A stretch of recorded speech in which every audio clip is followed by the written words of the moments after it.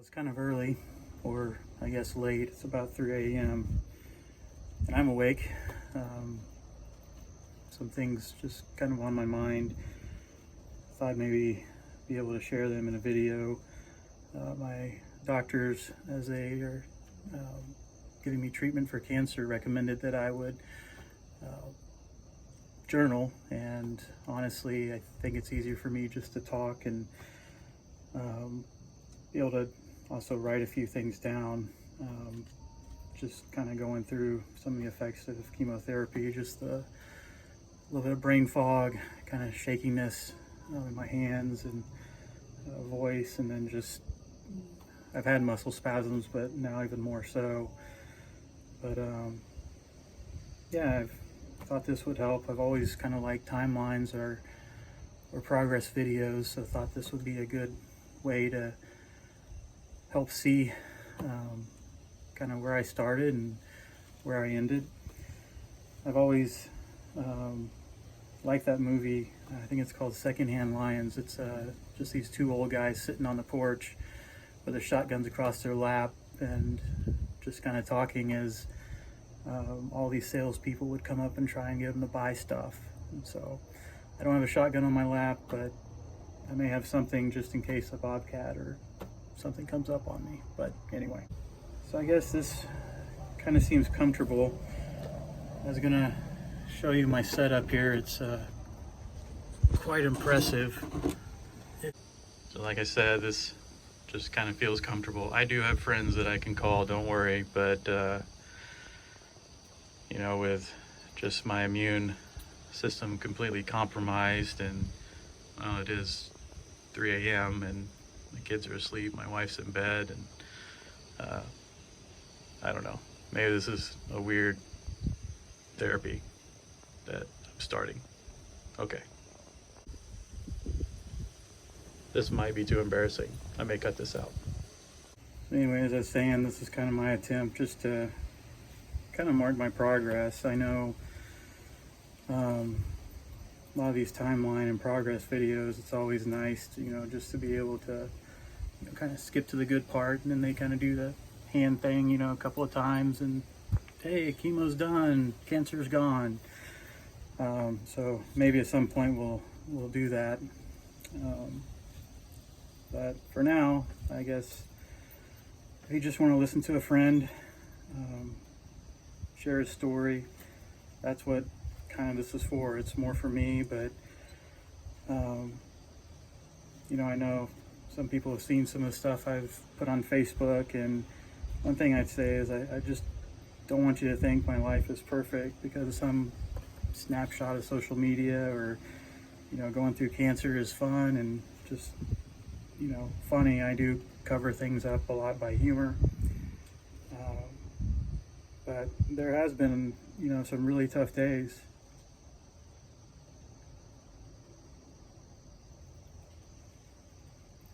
Some guilt, a lot of stress, and definitely sacrifice made by a lot of my family.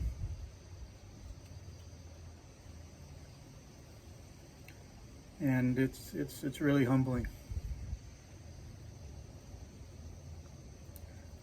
And also, I'm not, you know, the greatest husband. I'm still learning after 12 years of marriage. You'd think I'd have something figured out. I just say that because I like real people, and I don't want to portray something that's not true. And I hope you can see that in me. And you know, this is definitely life-changing. I will get through it. I know I'll be better for it. The main thing I'm thinking is just to try and be able to share a few different things of just my story up till now, maybe some of the spiritual things the Lord's teaching me, and then just next steps in my life, things I'm preparing for. And you know, just as I'm doing this for me, I wanted to share my story because there's a lot of people going through this. I never thought of cancer or chemotherapy, and you know, fears, expectations. You watch movies, you just think that you're throwing up all the time. You don't know kind of what to expect or what to go through. I remember seeing I think it was a meme of the show, I think it's Breaking Bad, where this chem teacher gets cancer and has to become like a meth dealer or something to pay for his treatment. It's just kind of saying like this is the state of the health insurance in America. Or like I said earlier, you're just throwing up at the toilet all the time. Just different things, that you just don't really know what those kind of expectations. So kind of want to share maybe a few of those things with you. I didn't even know if my pee was going to glow. I was going to get one of those light sticks and break it and put it in the toilet and kind of mess with my wife. You should probably pray for her. I have kind of I guess maybe a dark sense of humor or something. I don't know. But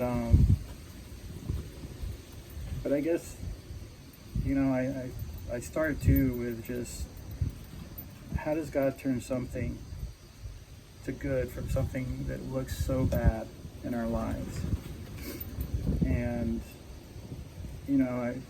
something that has really helped a lot for me and my Christian walk is I read this book by Philip Yancey called Where is God When It Hurts?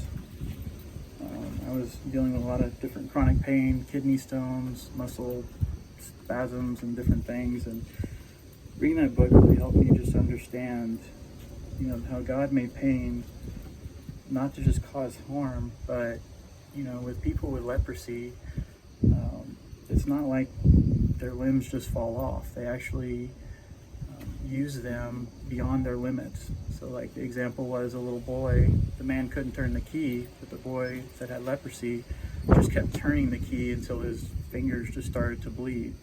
Or other people, rats or animals would just gnaw off their fingers and toes and they're not even aware of it. Or they put their hand in boiling water, not realizing the pain. And so kind of seeing these kind of things allows us to see, why God gives us these senses and these things in our lives as kind of like warnings to help us. I mean, if I was never in pain, I probably would have never went to the ER. So these are good things, even though they seem bad.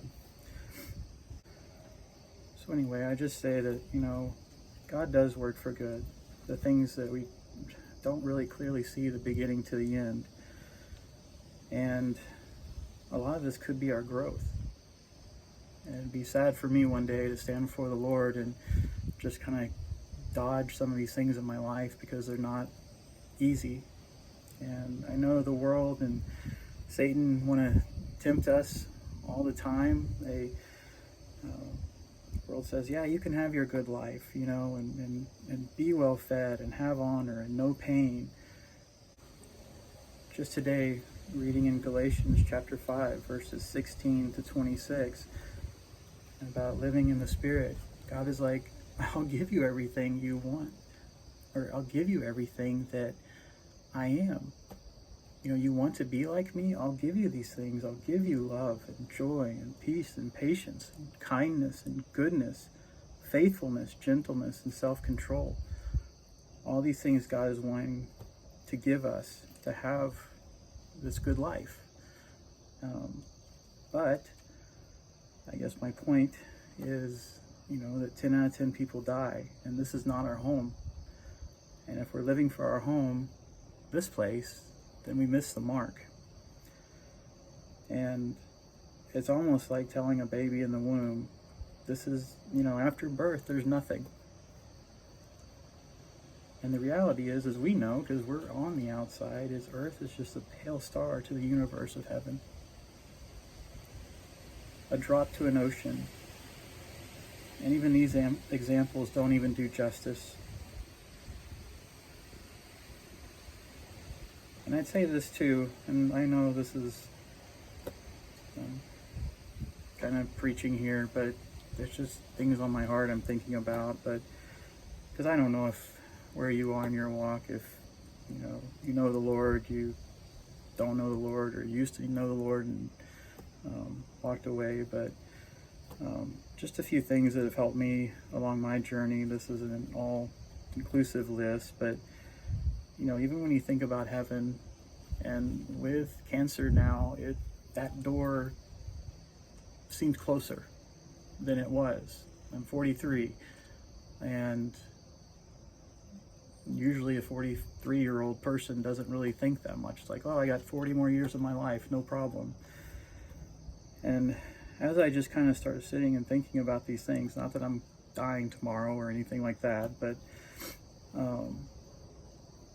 sorry, there's some ringing in my ear sometimes that just throws me off. The point I was going to make on heaven is that we just don't sit in clouds and play our harps. So there's a few things you can read. I love to listen. My kids, because I have kids, listening to books, I'm able to get through a lot more books a lot faster. But the first one is Randy Alcorn and his book on heaven. Kind of explains a lot about kind of what heaven's like.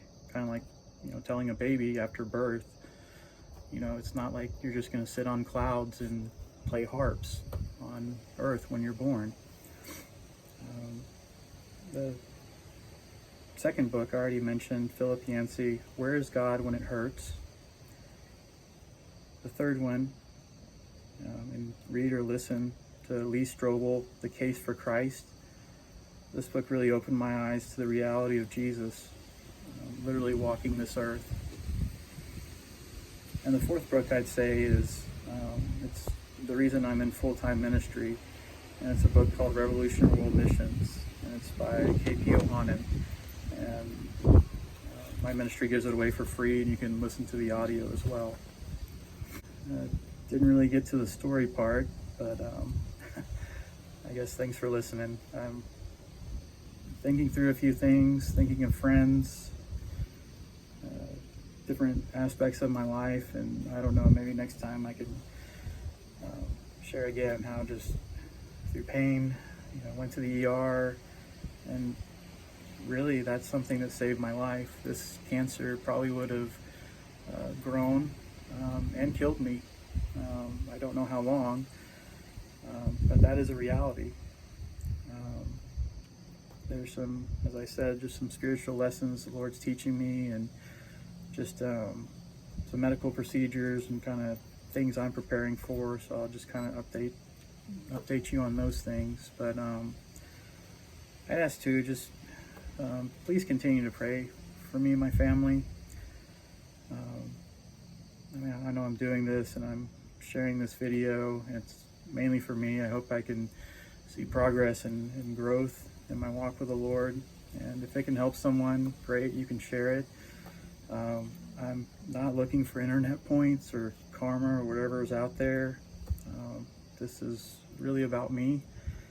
And I know that people go through a whole lot worse than they do it alone. And I am truly blessed. I have family, I have ministry, a lot of support.